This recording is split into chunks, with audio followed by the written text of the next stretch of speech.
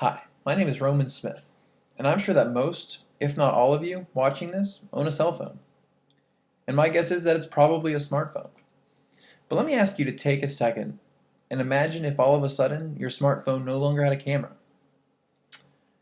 or the screen was no longer color, it was black and white, or there was no GPS, and it was a lot heavier and bigger. Because a short 20 years ago, when the first smartphone was invented, it sounded more like that, and they didn't have any of the cool features that we're accustomed to today. Oh, and might I add that it cost near $1,000. Smartphones have gone a long way in those 20 years, and I feel that certain models that have been released along the way helped shape and revolutionize what we see the smartphone as today. It all starts in 1993 when IBM released the Simon Personal Communicator. The term smartphone hadn't been coined at the time, so they didn't know it, but it has now gone down widely known as the first smartphone to be invented. Due to the fact that it had calling capabilities along with PDA, personal data assistant features. The appearance is nothing like we're accustomed to today. It was a whopping 9.5 inches long, 2.5 inches tall, like thick, and weighed over a pound. The battery life was dreadful, only lasting around 30 minutes before a charge was needed. And the cost was $899. Over the 6 months that it was on the market, it sold around 50,000 units, and many feel like it was very unsuccessful.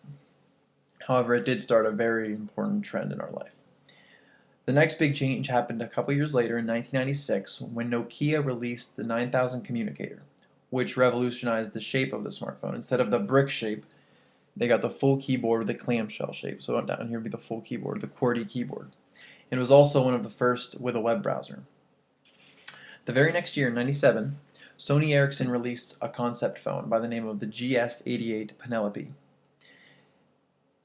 Its importance wasn't in the fact that it didn't hit the market, but its main feature, PC synchronization, which mainly shaped the direction of where smartphones today have gone with all the different connected devices.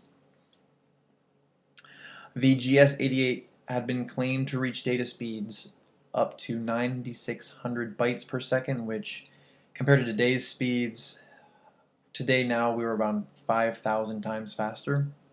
So a lot has changed. Over the next few years, into the 2000s, a little bit 2001, 2, 3, smartphones just kept getting smarter. They obtained cameras on the back.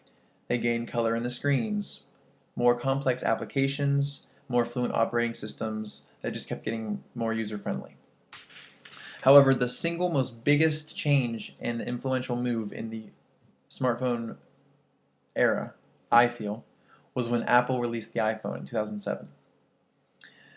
It brought so much to the smartphone table, I'd have to sit here for hours to explain it all, but to touch on a couple main things, it provided a new multi-touch interface which allowed users to use their fingers, multiple fingers, and zoom into pictures or swipe through different applications and things like that.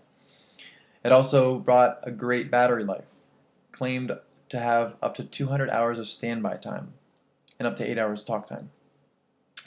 It had a couple sensors that was implemented in there. Accelerometer, which allows the phone to know if it's being held upright or on its side. The proximity sensor, which allows the phone to know when it is close to your face so it can turn the screen off so your face doesn't hit any buttons when you're on the phone. Many, many things. Overall, though, the biggest impact was probably the look of the phone, just being the one physical button on the front of the screen. And because afterwards, many competitors took form to that and copied, I believe, the look of that. In 2010, the smartphone market really took off. In fact, 50% of all cell phone sales that year were smartphones.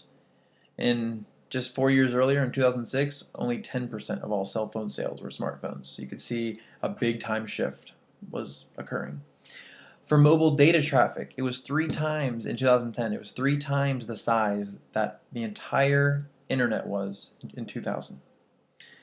And that more than doubled in 2011. So vast changes. And also the mobile network speed for smartphones grew 66% in 2011 when 3G was released and made huge differences.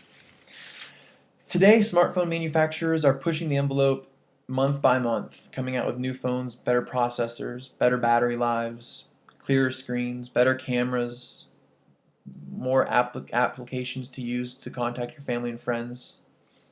As an example that I have here in front of me now is the phone that I currently use, the HTC One.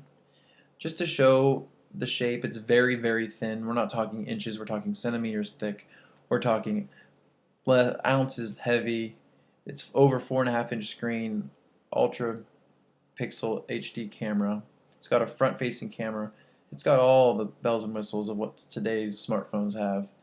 And after seeing this now, I only wonder, and I'm sure you do too, what's next? Thank you.